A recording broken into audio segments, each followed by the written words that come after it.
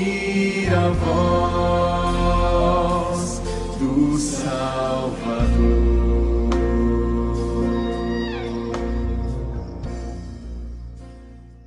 Nós vamos ler alguns textos.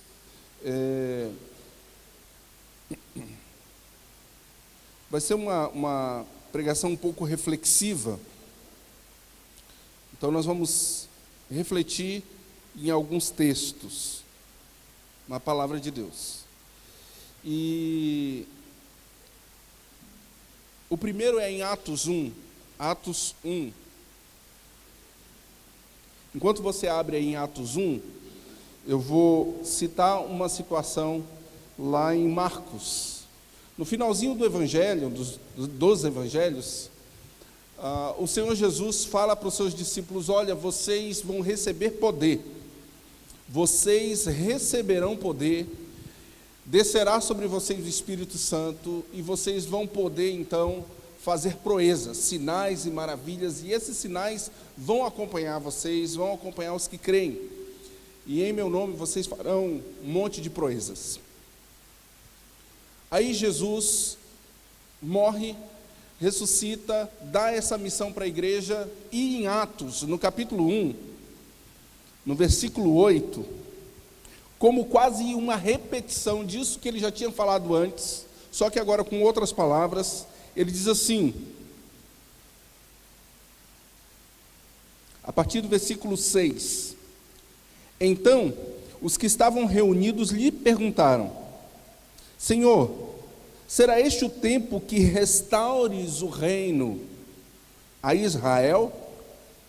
Respondeu-lhes: não vos compete conhecer tempos ou épocas que o Pai reservou pela sua exclusiva autoridade, mas recebereis poder ao descer sobre vós o Espírito Santo, e sereis minhas testemunhas, tanto em Jerusalém, como em toda a Judeia e Samaria, e até os confins da terra. Essa expressão é muito utilizada, esse texto é muito utilizado no meio pentecostal. E às vezes a gente fica até meio receoso do que há de ser dito no nosso meio mais tradicional sobre esse versículo: recebereis poder ao descer sobre vós o Espírito Santo. Mas é uma palavra bíblica, e é uma palavra do próprio Cristo para os seus discípulos. Então nós temos do Senhor Jesus um potencial dado pelo próprio Espírito Santo, que nós precisamos aprender a tomar posse disso, para viver isso de acordo com o que ele se propõe a ser. O grande problema é que muito do que tem sido dito, que é ser cheio do Espírito Santo, que é ter poder e autoridade, não tem nada a ver com o que a Bíblia está ensinando que é. Ou não tem nada a ver com o propósito pelo qual a Bíblia se propõe a dar poder, através do Espírito Santo, para os discípulos do Senhor Jesus. Fato é que todo discípulo do Senhor Jesus recebe dele condições especiais para coisas específicas. E é isso que eu gostaria de trabalhar com vocês. Porque nós estamos no mês de missões.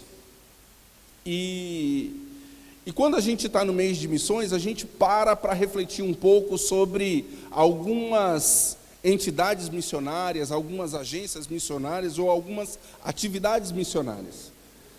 Mas nós precisamos refletir um pouco sobre o perfil do missionário. E o perfil do missionário está diretamente relacionado ao mandamento do Senhor Jesus: ide e fazei discípulo de todas as nações.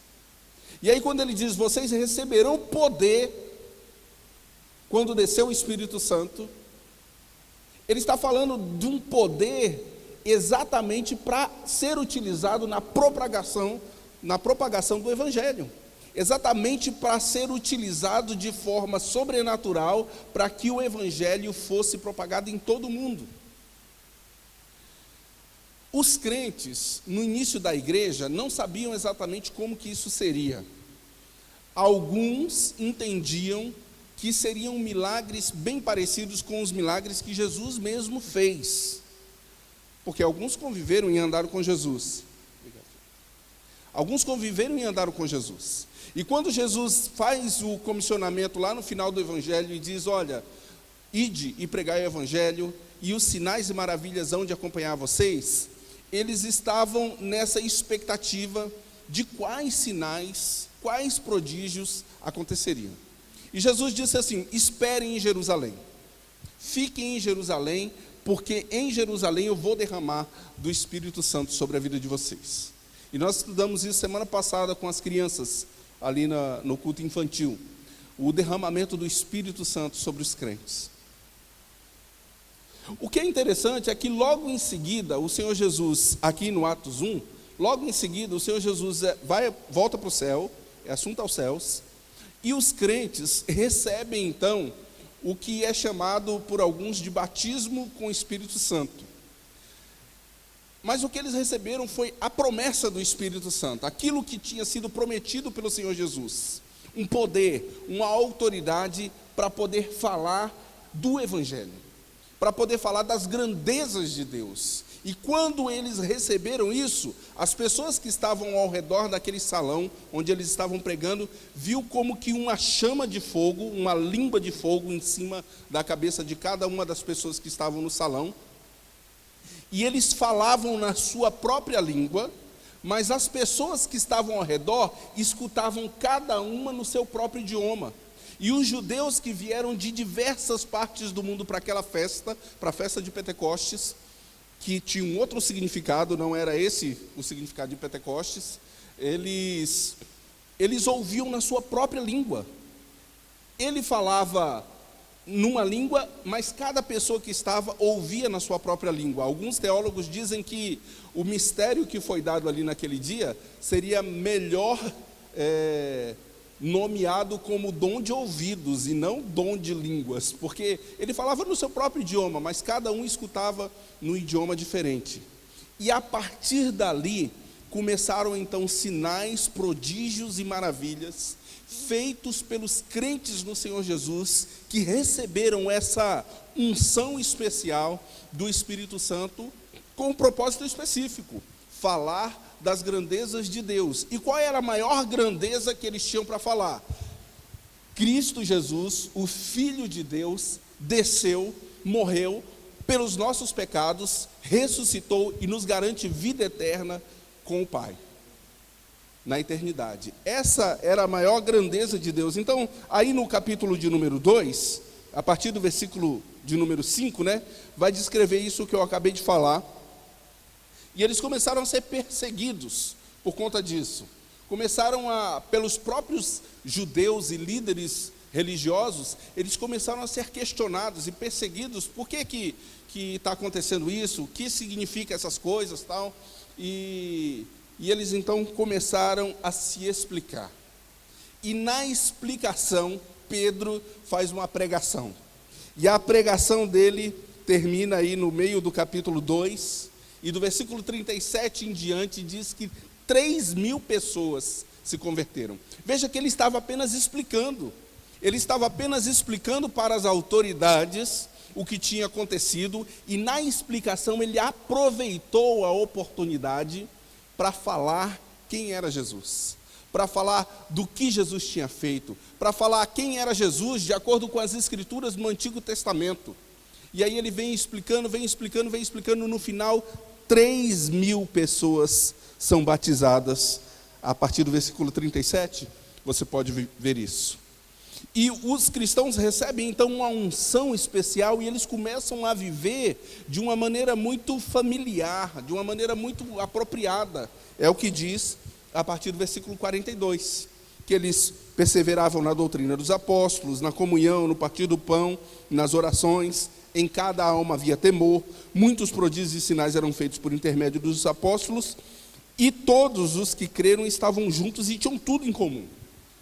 E eles pensavam assim: Jesus Cristo vai voltar daqui a pouco, porque nós recebemos uma autoridade e um poder de Deus tão sobrenatural que nós vamos pregar para o mundo todo rapidinho. Então, para que eu vou ter casa? Para que eu vou ter cavalo? Para que eu vou juntar coisas? Eu vou vender tudo para poder espalhar a mensagem de Jesus Cristo para o mundo mais rápido, que assim Jesus Cristo vem, a promessa é essa, que quando o evangelho for pregado em todo mundo, ele voltaria, então vamos fazer isso. Então, eles vendiam as suas propriedades e bens, distribuindo o produto entre todos, à medida que alguém tinha necessidade. No capítulo 3, há uma cura de um coxo, e novamente eles são questionados sobre com que poder e que autoridade que eles estavam fazendo essas curas. E veja que eles receberam esse poder do Espírito Santo. Era um poder dado por Deus. Então eles tinham autoridade, eles tinham intrepidez na hora de falar, na hora de responder às autoridades que estavam interpelando eles. E aí, a partir do versículo 21 do capítulo 3, em Atos, queria que você desse uma olhada aí.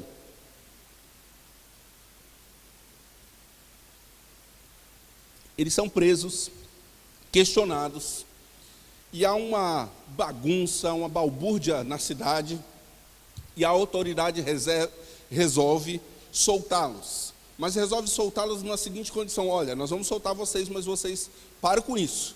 Vocês não continuem falando, vocês não continuem pregando. Veja só, versículo 23 do capítulo 4. Uma vez soltos, procuraram os irmãos e lhes contaram quantas coisas lhe haviam dito os principais sacerdotes e os anciãos. Capítulo 4, a partir do versículo 23. Ouvindo isto, unânimes, levantaram a voz a Deus e disseram: Tu, soberano Senhor, que fizestes o céu, a terra, o mar e tudo o que neles há, que disseste por intermédio do Espírito Santo, por boca de Davi, nosso pai, teu servo, por que se enfureceram os gentios e os povos imaginaram coisas vãs? Levantaram-se os reis da terra e as autoridades ajuntaram-se a uma contra o Senhor, contra o seu ungido, porque verdadeiramente se ajuntaram nesta cidade contra o teu santo servo Jesus, o qual ungistes Herodes e Pôncio Pilatos, com gentios e gente de Israel, para fazerem tudo o que a tua mão e o teu propósito predeterminaram. Agora, Senhor, olha para as suas ameaças e concede aos teus servos que anunciem com toda intrepidez a tua palavra, enquanto estendes a mão para fazer curas e sinais e prodígios por intermédio do nome do teu santo servo Jesus. Tendo eles orado, tremeu o lugar onde estavam reunidos, todos ficaram cheios do Espírito Santo e com intrepidez anunciavam a palavra de Deus. Esse início do texto de Atos é um resumo de tudo o que acontece até o final do Atos.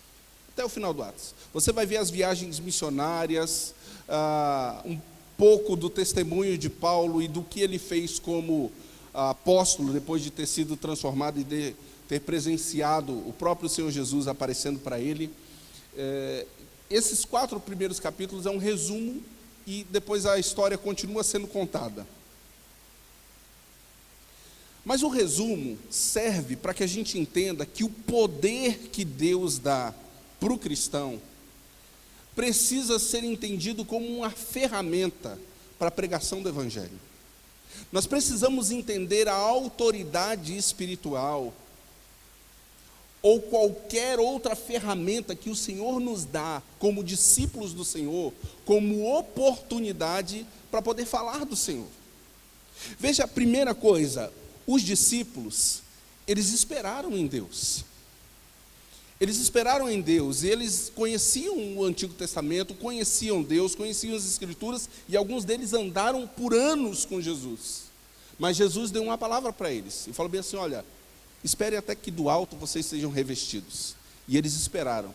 E quando o Espírito Santo desceu, então eles começaram a anunciar com intrepidez. E agora já não tinham mais ameaças, já não tinham mais coisas que os freassem em relação a essa missão de levar o Evangelho a toda criatura. Eles já não olhavam mais para os seus bens, para as suas posses, para o seu tempo, como algo apenas seu, mas olhavam para tudo como ferramenta em prol da pregação do Evangelho. E eles queriam pregar o evangelho para todo mundo, para toda criatura, seja sacerdote, rei, autoridade ou o menor que tivesse ao seu redor. Onde eles estavam, eles faziam milagres. Se eles passassem na rua e tivessem um aleijado pedindo esmola, eles falavam: olha, eu não tenho ouro nem prata, mas o que eu tenho eu te dou, em nome de Jesus, levanta e anda. Se eles estivessem diante de autoridade, eles testemunhavam e falavam a respeito de Cristo e das grandezas de Deus, com o propósito de levar aquela pessoa ao temor do Senhor. Esperaram em Deus e olharam para tudo o que tinha com a finalidade de anunciar as grandezas de Deus. Quando foram ameaçados, o que eles fizeram? Eles recorreram a Deus novamente, porque eles entendiam que aquele poder, que aquela autoridade não era algo deles, era algo de Deus, que Deus tinha dado para a igreja. Então eles resolveram recorrer a Deus, e no que eles recorrem a Deus, eles se lembram do Salmo número 2, que é esse versículo 25 e 26, que está descrito aí, e o lugar onde eles estavam reunidos tremeu, de tanta unção, de tanto poder de Deus. E o que eles fizeram? Depois que o lugar tremeu? Ficaram lá orando, cantando? Não, eles saíram e anunciaram as coisas que Deus tinha feito, com intrepidez, anunciavam a palavra de Deus, diz o versículo 31. E o restante do Atos inteiro, até o capítulo de número 28, é o que se sucede depois desse derramar do Espírito Santo. Os discípulos, que estavam cheios de uma consciência de que precisavam ser instrumentos de Deus, e cada um assumindo a sua missão, iam pregar o Evangelho. Alguns foram perseguidos, outros foram torturados. Lá em Joel, no capítulo 2, dê uma olhadinha aí. Joel, pouco antes de Mateus.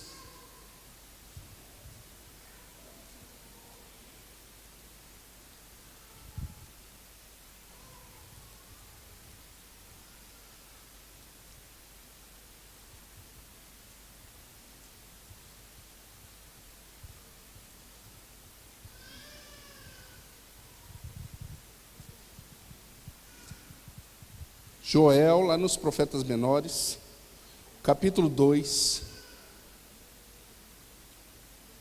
o versículo 28, diz assim, como uma promessa que aconteceria para os discípulos do Senhor. Diz assim: e acontecerá depois que derramarei o meu espírito sobre toda a carne. Vossos filhos e vossas filhas profetizarão, vossos velhos sonharão, e vossos jovens terão visões.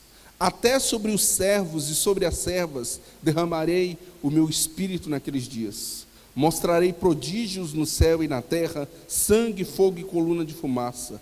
O sol se converterá em trevas e a lua em sangue, antes que venha o grande e terrível dia do Senhor. E acontecerá que todo aquele que invocar o nome do Senhor será salvo, porque no monte de Sião e em Jerusalém estarão os que foram salvos, como o Senhor prometeu, e entre os sobreviventes, aqueles que o Senhor chamar. Veja que a promessa, ela é uma promessa sobrenatural de um poder extraordinário, com uma finalidade de chamar aqueles que o Senhor escolheu, com a finalidade de que o Evangelho fosse pregado, e que, sendo pregado, os escolhidos fossem então chamados e recolhidos pelo Senhor, ou ajuntados pelo Senhor. Há um questionamento, uma dúvida teológica a respeito dos dons sobrenaturais, se eles cessaram ou se eles não cessaram. Uma parte da igreja presbiteriana, aliás, a igreja presbiteriana, ela confessa que os dons cessaram, os dons sobrenaturais cessaram, de forma uniforme para a igreja, de maneira uniforme para a igreja, ou seja, não é essa a ferramenta que direciona a igreja a anunciar as grandezas de Deus hoje. Essa foi uma forma que Deus utilizou lá naquela época. Alguns teólogos dizem que Deus é Deus e Ele faz o que Ele quer, da maneira que Ele quer, quando Ele quer, com quem Ele quer. Então, se Deus quiser dar um dom sobrenatural para uma pessoa hoje, Ele vai dar e Ele não está limitado a isso. Mas fato é que não é essa a ferramenta que Deus utiliza na igreja em geral. Eu acredito que Deus, se Ele quiser usar, Ele usa quem Ele quer, da maneira como Ele quer, fazendo o que Ele quer. Então, se Ele quiser derramar algum dom sobrenatural, Ele faz da maneira como Ele quer. Mas a grande questão que a gente precisa pensar hoje não é essa. A grande questão é, os irmãos naquela época receberam dons sobrenaturais, mas eles não se limitaram a usar os dons sobrenaturais para pregar o Evangelho. Eles não se limitaram a usar os dons sobrenaturais para falar das grandezas de Deus. Eles vendiam as suas propriedades e bens. Eles estavam juntos, então eles investiam tempo para estar juntos. Eles estudavam a palavra, então eles investiam tempo para estudar a palavra com os apóstolos, com as pessoas que conheciam mais das Escrituras. E aí eu queria te fazer uma pergunta, querido. Os irmãos daquela época, eles usaram o extraordinário e o ordinário para que o Evangelho fosse pregado. Ou seja, eles viam tudo o que eles tinham como ferramenta de evangelização, como uma ferramenta missionária. Tudo que eles tinham servia para o reino de Deus, para a propagação do Evangelho e do reino de Deus. Eu acho que essa é a grande pergunta para nós, ao lermos o livro de Atos. Será que eu uso todo o potencial que Deus tem me dado com uma visão missionária? Será que eu consigo usar todos os recursos que Deus tem colocado nas minhas mãos como uma ferramenta para que o poder de Deus seja manifesto àquele que ainda não o conhece? Para que aquele que está doente, aleijado, acamado, possa receber cura? Para que aquele que está escravizado possa receber libertação? Para que aquele que está no pecado possa sair das trevas e vir para a luz? Será que eu consigo visualizar o que eu tenho de recurso nas mãos de Deus e disponho isso para ser instrumento missionário? Eu consigo visualizar as minhas posses, as minhas finanças como ferramenta missionária? Quando eu venho aqui e entrego dízimos e ofertas, eu estou entregando apenas um recurso como uma legalidade, ou eu estou conscientemente entendendo que isso faz parte de tudo o que Deus me deu como ferramenta de evangelismo? Quando eu estou no meu carro e ofereço carona para alguém, ou deixo de oferecer carona para alguém, eu tenho a consciência de que o meu carro é um instrumento missionário? Eu tenho a consciência do meu tempo, que o meu tempo é uma ferramenta missionária? Veja, Deus não quer usar o que você não tem. Deus não quer usar o que você não tem. Deus não quer que você disponha aquilo que você não possui. Então não adianta eu falar para Deus assim: Deus, quando eu terminar a faculdade, aí eu vou dispor de um tempo para o Senhor. Não, porque Deus quer que você utilize o tempo que você está lá na faculdade, para você ser instrumento missionário lá na faculdade. Ah, Deus, eu sou solteiro, então eu vou aproveitar a vida aqui. Quando eu casar, aí eu vou, junto com a minha esposa, ser um instrumento missionário. Não, Deus quer que você seja instrumento missionário na condição que você se encontra hoje. Os irmãos, eles se juntaram em Jerusalém para esperar o poder do Espírito Santo, mas eles ficaram estudando da palavra de Deus e ficaram clamando e buscando. E foi na busca que o Espírito Santo de Deus desceu. Foi na entrega, foi na partilha, foi no conviver um com o outro, que as coisas foram acontecendo. foi no investimento de tempo. Talvez a gente fique pensando em missões muito naquele que vai para uma agência missionária, ou que vai para uma outra nação, ou que vai para um povo muito distante. E às vezes nós até utilizamos isso como uma desculpa para aliviar o nosso coração. Mas cada cristão, em cada alma, a Bíblia diz que em cada alma havia temor. Vendiam as suas propriedades e bens, repartiam à medida que alguém tinha necessidade. Cada um se via como um instrumento de missão. Você já pensou que extraordinário se você conseguir enxergar todo o potencial que você tem nas mãos de Deus? Todo o potencial que Deus te deu. Às vezes a gente fica pensando assim, se Deus me desse um poder sobrenatural, eu ia lá no hospital, lá no João Paulo, e curava todo mundo. Mas às vezes Deus apenas quer que você vá orar com a sua vizinha que está grávida e vai ganhar bebê essa semana. Às vezes você pensa assim, puxa, se eu tivesse um recurso muito grande, eu abriria uma clínica para fazer exame para os irmãos num preço mais camarada. Mas você usa o que Deus tem te dado hoje? Você tem usado? É muito bom quando a gente olha para o nosso coração e diz assim, Deus, tudo que eu tenho é teu, como a gente canta, né? Toma nas tuas mãos, usa-me, faça a tua vontade em mim. Mas nós estamos mesmo dispostos a que Deus faça a vontade dele nas nossas vidas? Eu estou mesmo disposto a ser direcionado como uma flecha nas mãos do Senhor para alcançar o coração do perdido? Nós somos igreja do Senhor. Quando o livro de Atos fala de todas essas circunstâncias, de todas essas situações, e toda essa perseguição que havia logo no início, desde o início, com os irmãos, e eles se posicionam de maneira firme, com intrepidez, é porque eles entendiam que eles eram instrumentos de Deus. Instrumento de Deus na igreja não pode ser só o pastor, só os presbíteros, só os diáconos, só os líderes de célula, só os professores de escola dominical. Cada alma tem que ter temor, e em cada alma deve ter a busca por uma direção do Espírito Santo de como eu posso ser instrumento nas mãos de Deus. Eu gostaria de deixar essa pergunta para você.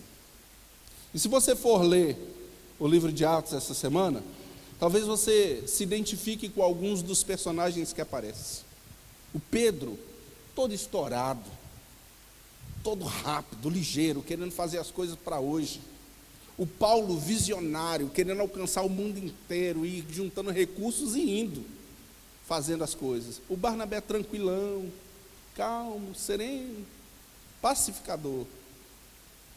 Precisava ser empurrado. E assim vários outros personagens que Deus usou. E sabe quem que Deus usou? Aquele que se colocou à disposição para ser usado.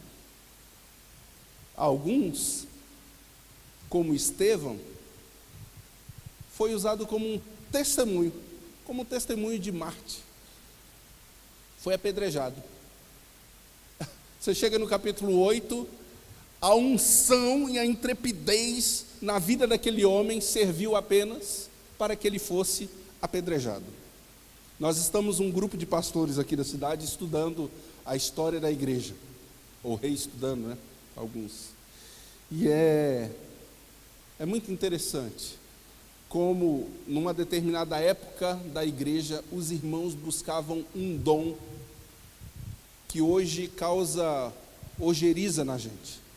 Eles buscavam o dom no martírio, o dom de poder morrer em prol do evangelho, de que as autoridades os pegassem e os lançassem numa arena com um gladiador, com um leão, com um urso ou com qualquer coisa assim, e que o nome deles fosse escrito na história como um dos mártires da igreja. Vários cristãos oravam buscando esse dom. É lógico que eles não iam se suicidar, porque eles entendiam que isso era um dom. E aí a Bíblia nos ensina: buscai com zelo os melhores dons.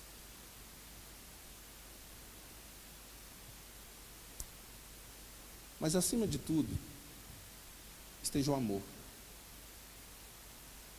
É o amor que move a igreja a missões. É o amor que move a igreja a olhar para um povo não alcançado, que nós não temos contato nenhum, que nós não temos identificação nenhuma, que nós não temos parente nenhum, e nós enviamos alguém para que a palavra de Deus seja pregada àquele povo. É o amor de Deus que faz com que alguns irmãos saiam para fazer visita a algumas pessoas necessitadas, que às vezes você nem conhece, e gasta o seu tempo, ou investe o seu tempo, depende da maneira como vê, para poder falar do amor de Deus e ser amor de Deus para aquela pessoa. O amor é uma das características de Deus. A Bíblia diz que Deus é amor. E para mim, esse é o poder mais extraordinário que a Bíblia representa. E Deus, Ele nos proporciona sermos parecidos com Ele nessa característica. Sermos instrumentos de amor para o mundo. O mundo está perdido. E vai cada vez se afundando mais em pecado. Mas nós somos o sal da terra. Nós somos a luz do mundo. Nós somos o amor de Deus manifesto nas trevas que é a humanidade hoje. Será que você consegue olhar para a informação intelectual que você tem, para o curso, a formação técnica que você possui, como instrumento nas mãos do Senhor? Será que você consegue olhar para o seu tempo livre, o seu tempo vago, como um tempo nas mãos do Senhor, uma ferramenta missionária? Será que você consegue olhar para essa viagem missionária da SAF, que vai ser em Guajará-Mirim, e tentar, pelo menos tentar, assim, puxa, isso seria uma possibilidade legal, de eu ser instrumento de Deus lá? Será que você consegue olhar para o seu corpo, como uma ferramenta missionária? Para os seus estudos, para o seu relacionamento com a sua família? Eu espero que você faça como a igreja fez no início da era cristã, que você busque de Deus poder para ser instrumento nas mãos do Senhor, e que você seja, e que você não fique procurando coisas mirabolosas para ser usada nas mãos de Deus, que você use o que você tenha. Use o que você tenha para glorificar o Senhor e para divulgar quem o Senhor é. Em nome de Jesus. Amém?